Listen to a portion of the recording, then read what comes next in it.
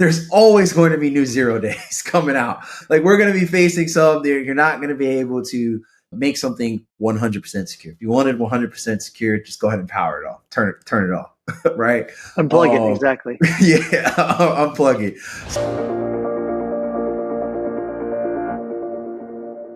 Welcome to the CNL podcast, where we dive deep into the minds of IT and security professionals to uncover their experiences, challenges, and best practices in today's ever-evolving tech landscape. I'm your host, Sedric Show Up, Show Out, Lusant, also known as your cyber expert. Today, I'm thrilled to welcome Charles Payne, CISO, CTO at Neptune Media. Thank you for joining us today, Charles. How are you doing? I'm doing well. How are you? I'm all right. Another more 0 days coming out, Avanti. So that's been keeping me on my toes this week, starting the new year off right. But overall, good. I can't complain. Well, I always tell people I can complain, but what good would that do, right? That's true. It wouldn't actually. I mean, there's always something to complain about. There's always something to push forward. But at the end of the day, we're the ones that get it done. That's a fact. That's a fact. So, Charles, to start off, can you tell our listeners a little bit about your background and how you got started in the world of IT and security? So I've been in IT and security for the better part of 25 years. I know it might not look like I'm old, but there we go.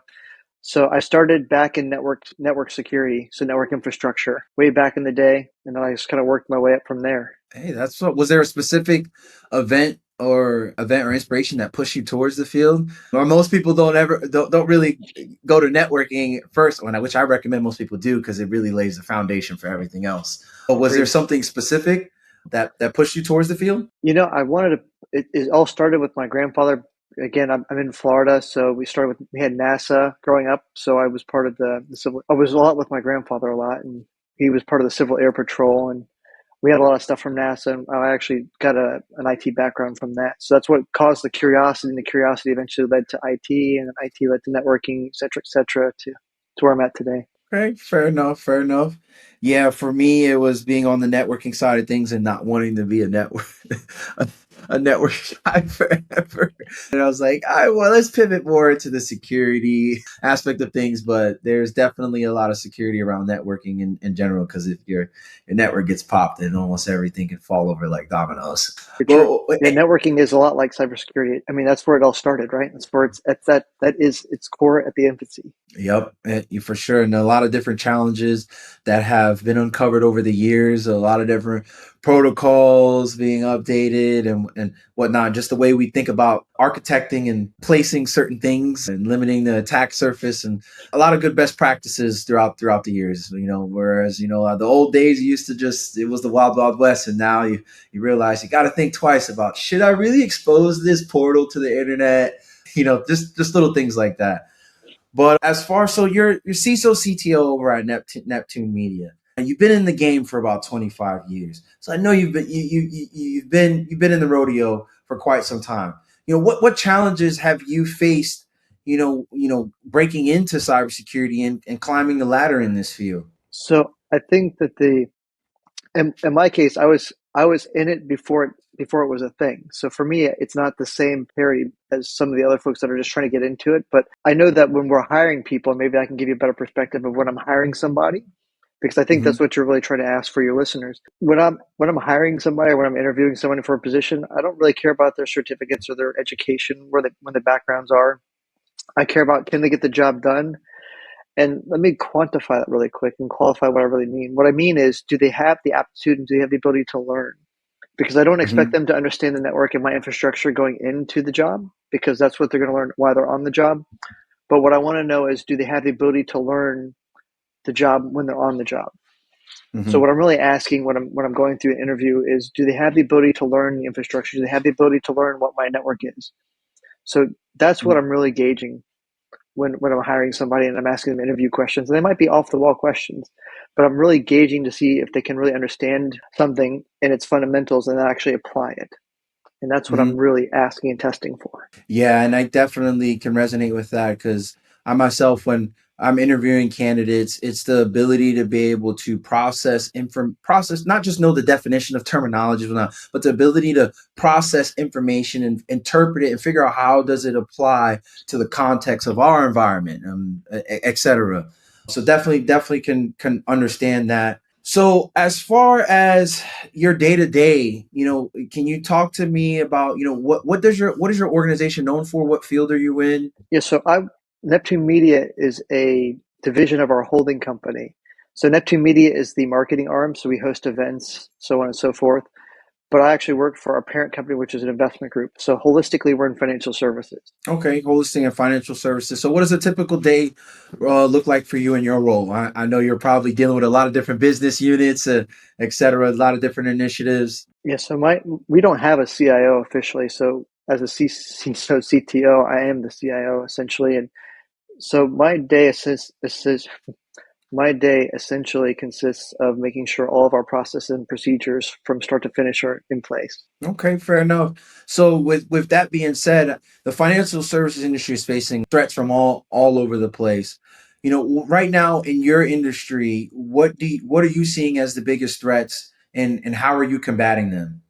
The biggest threat that we have is always the unknown. So I find that, you know, we've had some issues with insider threats. We've had some issues with some external threats. I think the biggest risk that we've had to our organization, even when I work for other financial service companies, it's always the insider aspect of it because how much access do they have? What do they have access to? And do they need that access for perpetuity for their doing their job? And I think that's always the biggest problem. Making Mhm. sure that if you do open a port, like as you're going back to your earlier example, if you open the port for whatever reason, sanctioned or not, the whole purpose is nobody ever remembers that you opened the port.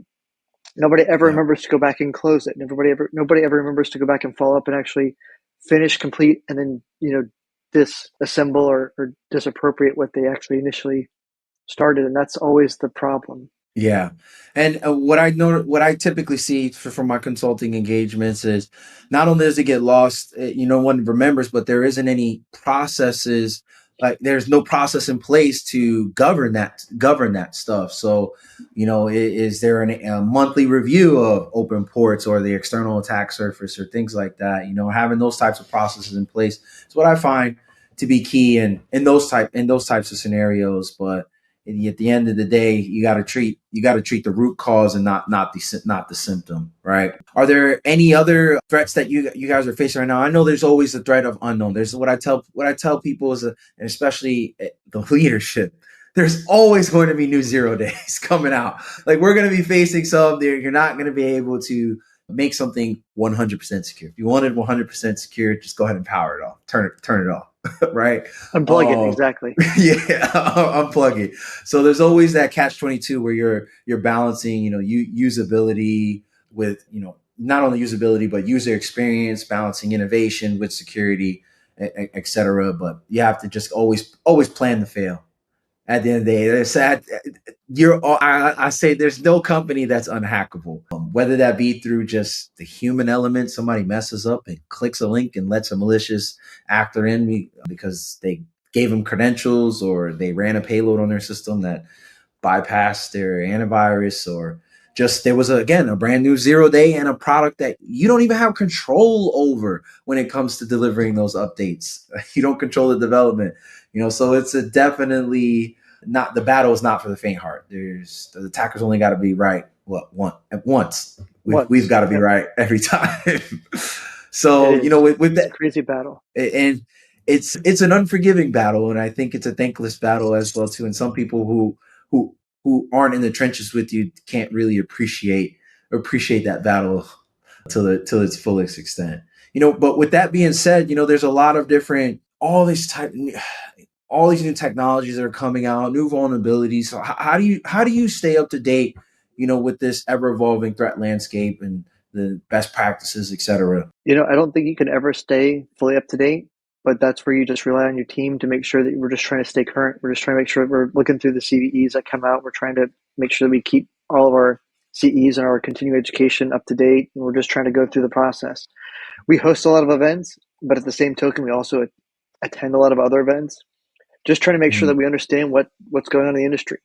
Because the problems that we face is the problems that everybody faces at one point in time or another. And the biggest Yeah. problem that I think that we have and that we try to at least challenge and take care of when we go to our events is we try to talk about and have thought leadership. We try to talk about the problems and we try to share the experiences that we're going through. The biggest problem that we have as an industry is we're very siloed. So if you're doing, stuff on the inside banking and finance, we don't share what's going on in our infrastructure. We keep everything quiet, everything's dark. Yeah. And on the opposite side, everything's published in journals and wikis, etc. So you've got the hackers and not so much the hackers, but you've got the criminals. I take that back. You've got the criminals trying to get into infrastructure, and then they're actually sharing all that information. Whereas on our side, we tend to keep everything silent. We don't share. We keep everything constricted. So team A might not know what team B is doing, etc. And company A is not going to know what company B is doing. And Mhm. that's where the real paradigm shift has to be. We actually have to make some type of data sharing. We have to make some type of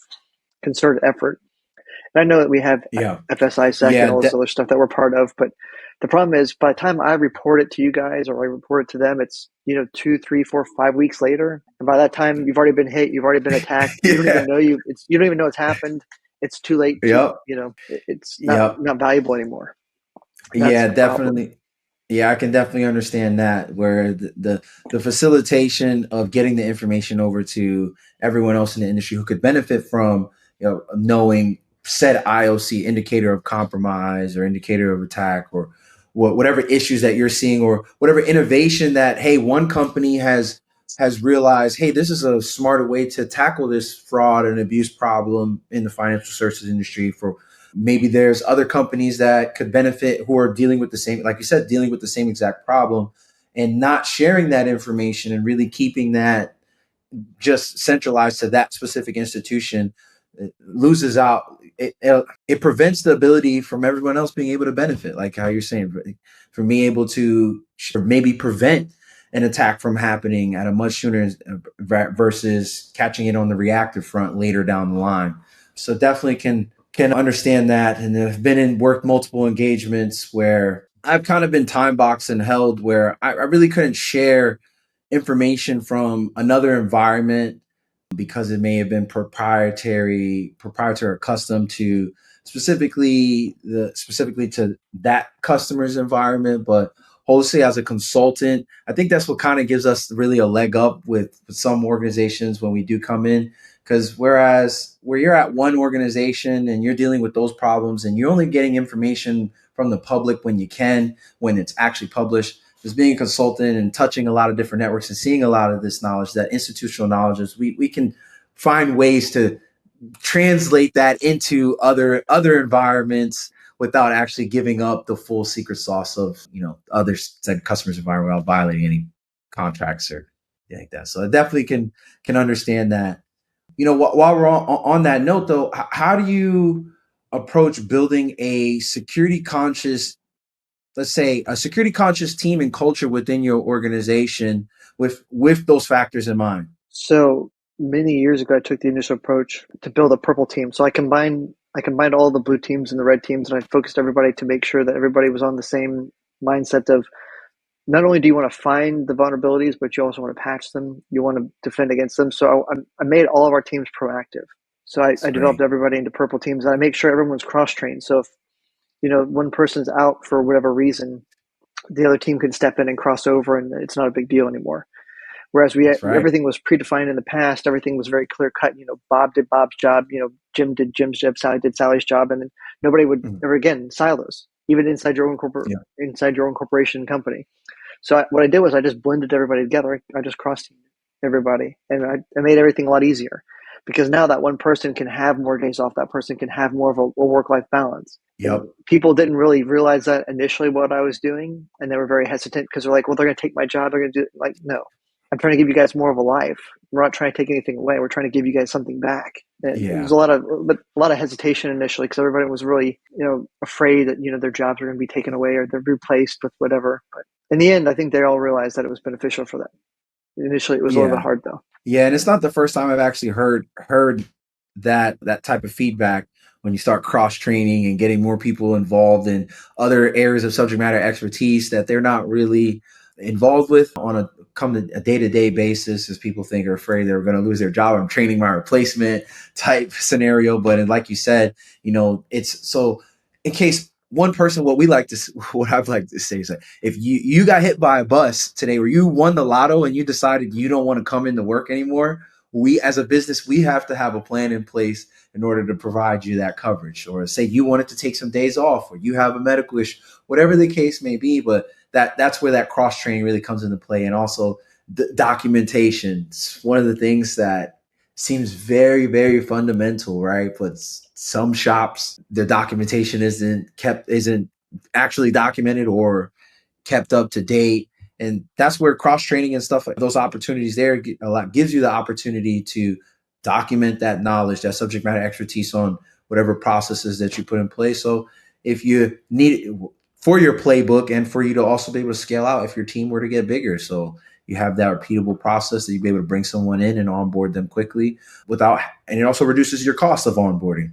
But definitely can understand that. So what's your philosophy when it comes to balancing innovation with security? So in financial services, we can't be cutting edge on anything, but we try to be as proactive as possible. As becomes, I don't want to say industry standard because then that means we're retroactive or reactive, but we're very proactive in what we're doing because we try to set up at least a demo environment outside of production to test some of the new technologies to find out what's going to work. So we are very proactive in that regard. We will actually greenlight and test and pilot a lot of the new programs as they come out, just to find out what's going to be next in our stack. Fair enough. You're testing them out, making sure that it's actually going to play nice in our stack and thinking through any edge cases or certain scenarios, threat modeling, et cetera, like that is always key.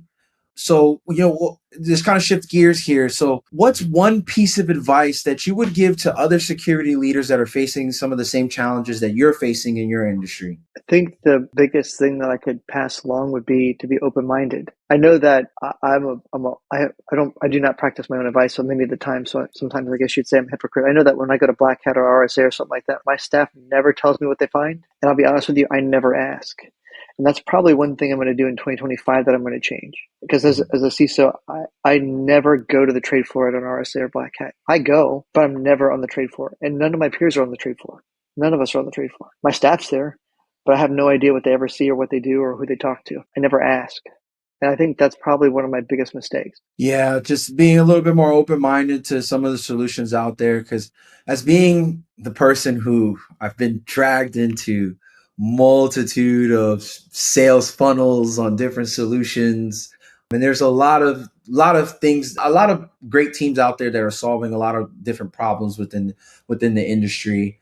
But what I do find is, like how you said, on the trade floor, sometime at some of these conferences, it's the people that are in the trenches that are actually testing out the tech, that are hearing out some of the pitches majority of the time, because that specific solution might be specific to their job duty and the roles that they're doing for your organization, and they may see, hey, this solution actually provide a great return on investment for us, so to help save 20-30 hours a week, or allow us to be able to digest logs at a mass scale and do some correlation with some AI. I'm just throwing in the AI buzzwords now because there's a lot of the new tech nowadays leveraging these large language models to help do some good things with a massive amounts of data. But definitely can understand that, being a little bit more inquisitive and open-minded. So let's kind of switch gears again. As far as we said advice for different security leaders. Now, let's say we kind of touched on this a little earlier in the show with some advice for someone who is just starting out their journey and what you're interviewing for.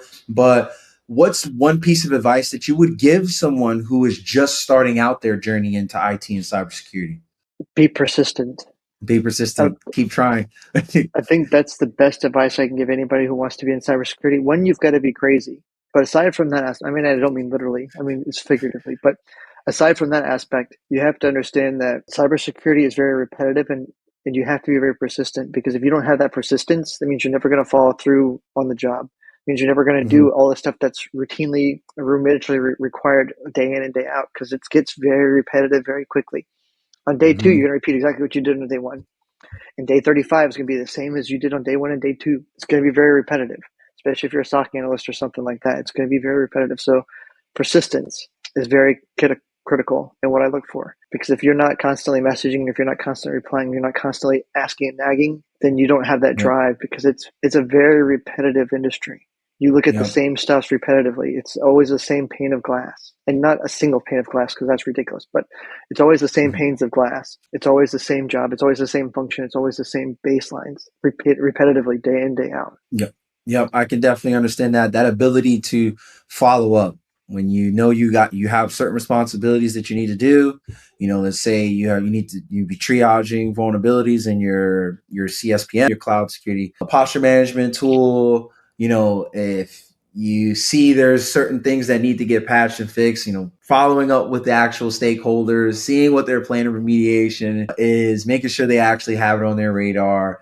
Things along those lines, and I definitely can understand you on that, because sometimes you could get burnt out. It is cybersecurity is very repetitive in nature, but the best thing about it is that there's always new things that are coming out, right? So there's always some sort of advancement or some tweak or innovation that's going on that is either to your benefit or to your detriment. You never know which side of the coin you might be on, but being persistent and just following the fundamentals, I think is key, because when you don't, again, the attackers, they only got to be right. They only got to be right once. And And as an ethical let's hone hacker, on that's true. Like if you're an ethical hacker, let's hone down on that for a moment.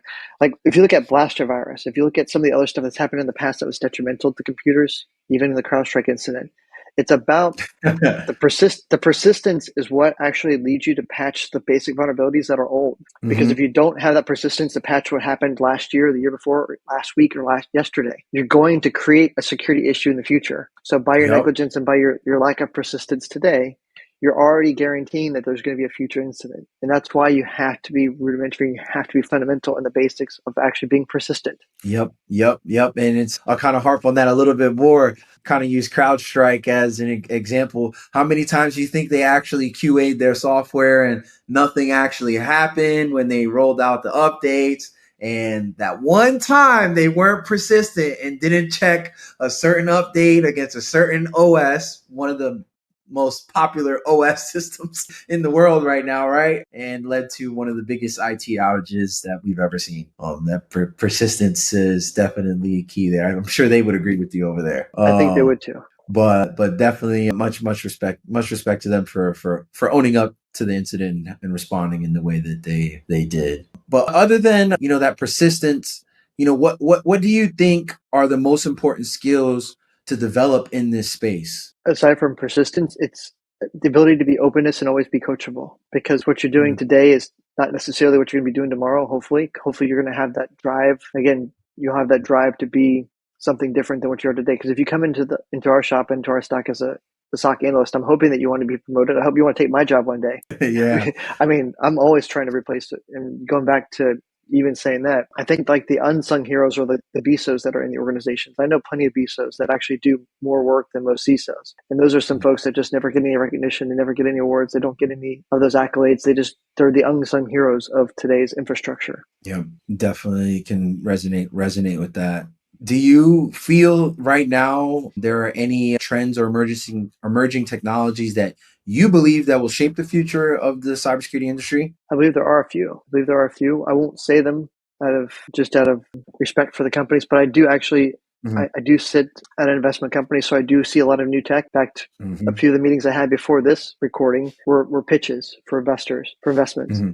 So I do see a lot of the new tech. I do see a lot of the cutting edge stuff because of my position. So I do know that there is a lot of new stuff coming out that is quite innovative and quite unique, and I'm excited to see what tomorrow brings. Awesome. One thing that I hear a lot when I ask that question from guests, they go to the old tried and true artificial intelligence. So I wanted to just get your take on that. I definitely can understand and resonate with that too. Being in the position I am, where I'm pretty much get to sit on the cutting edge with some of the companies that we work together with, and see what they got going on, the great things that they've got coming down the pipeline. I think this is just an amazing time to be alive.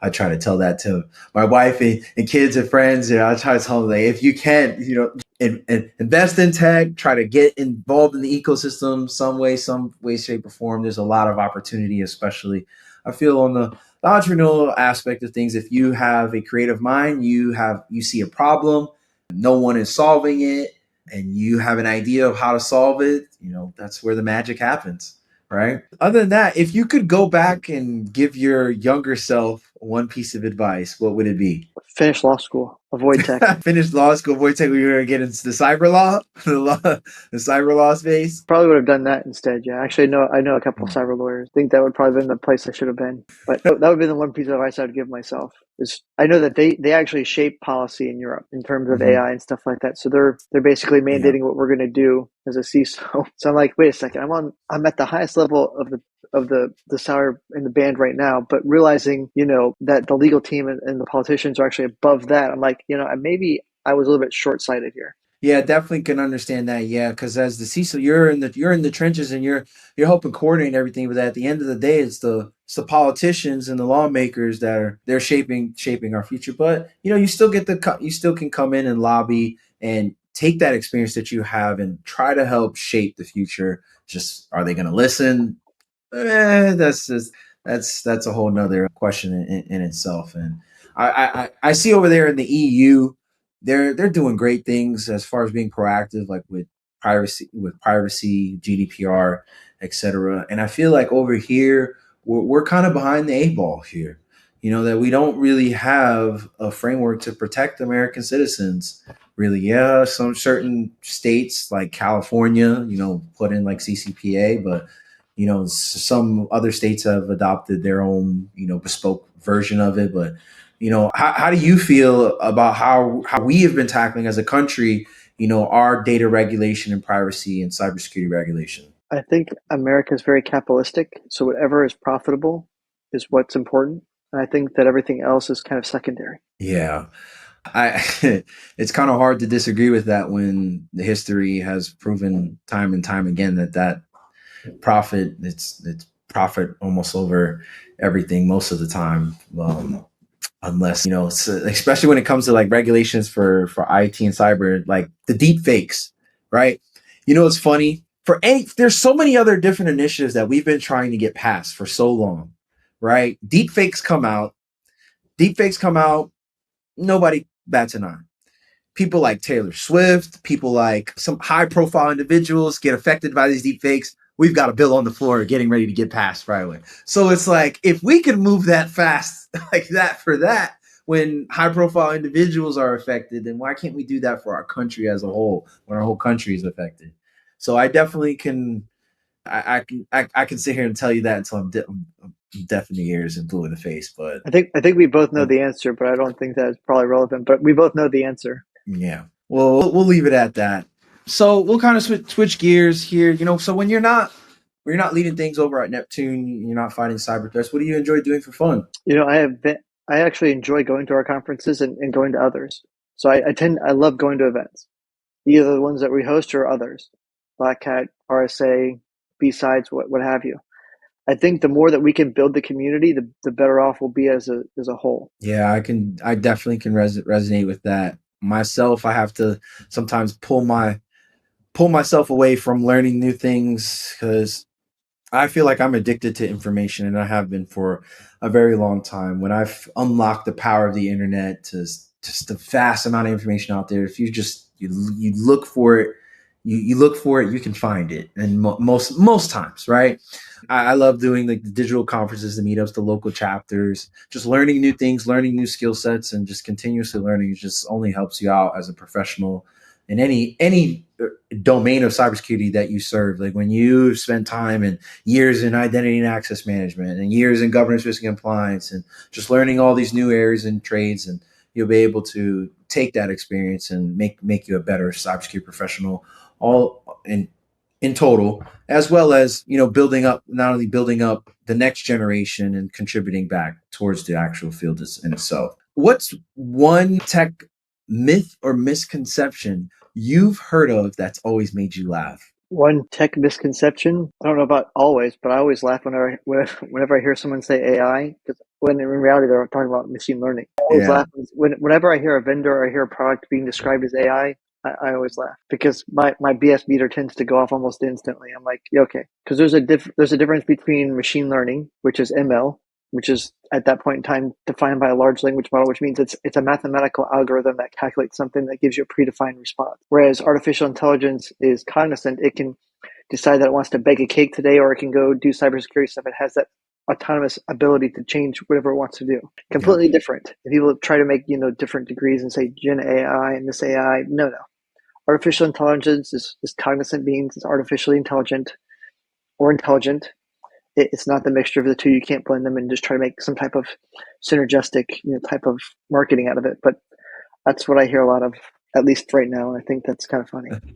That's the marketing and the salespeople. They got a job to do, so they're just doing their job. You, as the technical person, you understand the actual nitty and gritty of what's happening behind the scenes. So when it just irks you when you hear the language being used interchangeably, and you actually know that's incorrect. And I can definitely feel you on that one. A lot of the products per se, it's just, I'm not going to say a lot of the products, but a lot of services that I have encountered are just wrapping ChatGPT, which is using that predefined large language model. So like you said, the calculated weights, giving you predefined responses based on what you're asking it, and you can refine it from there. But my tech misconception that I find that always makes me laugh, and this is new since, ChatGPT came out, is that, we're going into the Terminator sentient times, Terminator style Skynet.